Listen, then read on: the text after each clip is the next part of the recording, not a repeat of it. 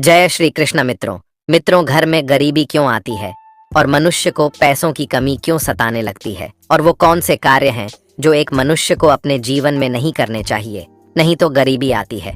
मित्रों, कोई व्यक्ति गरीब नहीं होता, उसकी सोच ही उसे गरीब कर देती है। क्योंकि जो इंसान जिस प्रकार यह जितनी बड़ी सोच रखता है, उसे उतनी ही बड़ी सफलता प्राप्त होती है।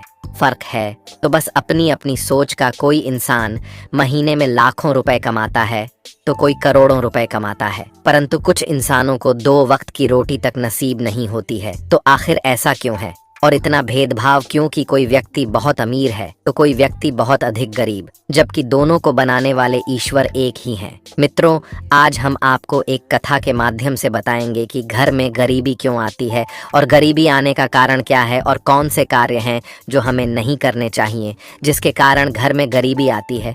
लेकिन उससे पहले अगर आपने हमारे चैनल को सब्सक्राइब नहीं किया है तो सब्सक्राइब कर लें और वीडियो को लाइक कर दें।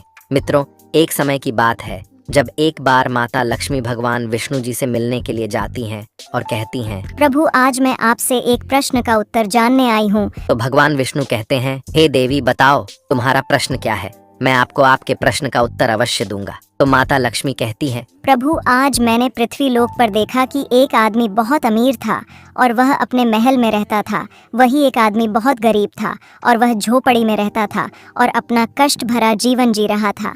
प्रभु, इसे देखकर मेरे मन में एक प्रश्न उठ रहा है कि एक आदमी बहुत अधिक अमीर है और एक आदमी बहुत अधिक गरीब है। प्रभु, ऐसा भेदभाव क्यों? तो माता लक्ष्मी की ये बात सुनकर भगवान विष्णु मुस्कुराते हुए बोले, मैं तुम्हें एक कथा सुनता हूँ जिससे तुम्हें तुम्हारे प्रश्न का उत्तर मिल जाएगा। तो माता लक्ष्मी कहती हैं, सुनाइए प्रभु। तो कथा को सुनाते हुए भगवान विष्णु कहते हैं, एक समय की बात है जब एक गुरु अपने शिष्य के साथ कहीं जा रहे थे और रास्ते में चलते चलते उन्हें प्यास लगी और वो एक बड़े से खेत के पास पहुंचे और वहां उन्हें खेतों के बीचों बीच एक टूटा फूटा घर दिखाई देता है। तो गुरु अपने शिष्य को लेकर उस घर के पास जाते हैं और दरवाजा खटखटाते हैं।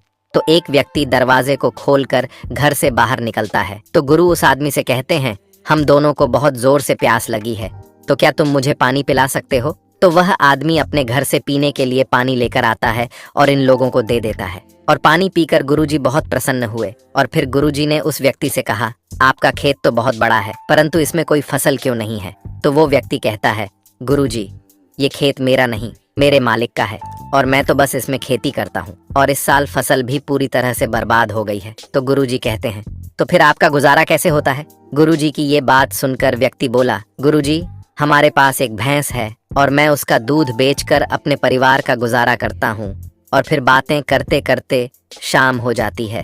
तो गुरुजी उस व्यक्ति से कहते हैं, अच्छा, अब मैं चलता हूँ। तो व्यक्ति ने गुरुजी से कहा, गुरुजी, अब कुछ ही देर में रात हो जाएगी और आप दोनों इतनी रात को कहाँ जाएंगे? आज रात आप मेरे घर में ही रुक जाइए। तो गुरुजी ने कहा, ठीक है, और गुरुजी वहीं रुक जाते हैं। और अब आधी रात बीत चुकी थी। तभी अचानक गुरुजी नींद से उठ जाते हैं और अपने शिष्य से धीरे से कहते हैं, अब हमें यहाँ से चलना चाहिए। तो गुरुजी की ये बात सुनकर शिष्य आश्चर्यचकित हो जाता है और गुरुजी से कहता है, गुरुजी, इतनी रात को क्यों? तो गुरुजी कहते हैं, इसकी भैंस को भी साथ में लेकर जाना है। तो गुरुजी की ये बात शिष्य की समझ में नहीं आई और वो सोच रहा था कि गुरुजी इतने ज्ञानी हैं, परंतु ये भैंस चुराने की बात क्यों कह रहे हैं। तो शिष्य ने सोचा कि गुरुजी से पूछ लें कि आप इस व्यक्ति की भैंस क्यों चुराना चाहते हैं, परंतु शिष्य की पूछने की हिम्मत नहीं हुई। और फिर आधी रात को ही गुरु और शिष्य उस व्यक्ति के घर से भैंस चोरी करके चले जाते हैं और एक जंगल में जाकर उस भैंस को छोड़ देते हैं, जहां से उस भैंस का वापस आना बहुत मुश्किल था। इसके बाद गुरु और शिष्य अपने घर जाते हैं, परंतु शिष्य के मन में यह बात हमेशा ही खटकती रहती थी कि आखिर गुरुजी ने उस गरीब आदमी की भैंस को चोरी करके जंगल में क्यों छोड़ दिया, जबकि उस व्यक्ति ने तो हमें पानी पिलाया था और अपने घर में रुकने के लिए जगह भी दी थी। फिर इस तरह लगभग 10 वर्ष गुजर जाते हैं और वो शिष्य एक बड़ा गुरु बन जाता है। तो वो सोचता है कि क्यों ना उस व्यक्ति से मिला जाए जिसकी भैंस गुरुजी ने जंगल में छोड़े दी थी और उसकी कुछ आर्थिक मदद भी की जाए ताकि उसकी आगे की जिंदगी खुशहाल हो जाए। और इस तरह शिष्य 10 साल बाद उस आदमी से मिलने जाता है और वहां का दृश्य देखकर आश्चर्यचकित हो जाते हैं, क्योंकि अब झोपड़ी की जगह एक विशाल मकान बन गया था और उसके खेत में काफी बड़े पेड़ लगे थे और फसल भी काफी अच्छी थी। ये सब देखकर शिष्य ने सोचा, भैंस के चले जाने के कारण वह व्यक्ति सब कुछ बेचकर यहाँ से चला गया होगा और यहाँ कोई अमीर आदमी रहने लगा होगा। यही सोचकर वहां से वापस लौटने लगा। तभी उस विशाल मकान से एक आदमी निकला और शिष्य ने देखा कि ये तो वही व्यक्ति है जिसकी मैंने और मेरे गुरुजी ने भैंस जंगल में छोड़ दी थी। तो शिष्य उस आदमी के पास जाकर कहने लगा, आपने मुझे पहचाना, मैं वही हूँ जो कुछ साल पहले अपने गुरुजी के साथ आपके यहाँ आया था। तब व्यक्ति कहता है, मैं आपको कैसे भूल सकता हूँ, उस दिन आप दोनों बिना बताए यहाँ से चले गए थे और उसी दिन हमारी भैंस भी न जाने कहाँ चली गई, जो आज तक वापस नहीं आई। और भैंस के चले जाने के कुछ दिनों बाद तक मैं बहुत परेशान था और मुझे समझ नहीं आ रहा था कि अब मेरे घर का गुजारा कैसे होगा। फिर मैंने लकड़ियों को काट कर बेचने का काम शुरू कर दिया और उससे मुझे जो भी पैसे मिलते थे उसे मैंने अपने खेतों में खर्च करके फसल उगाना शुरू किया और फसल काफ़ी अच्छी हुई।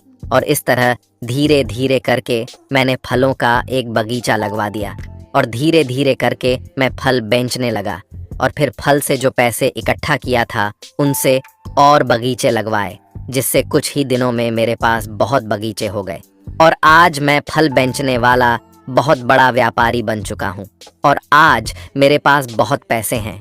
लेकिन यह सब कुछ मेरे भैंस के चोरी हो जाने के कारण ही हुआ है।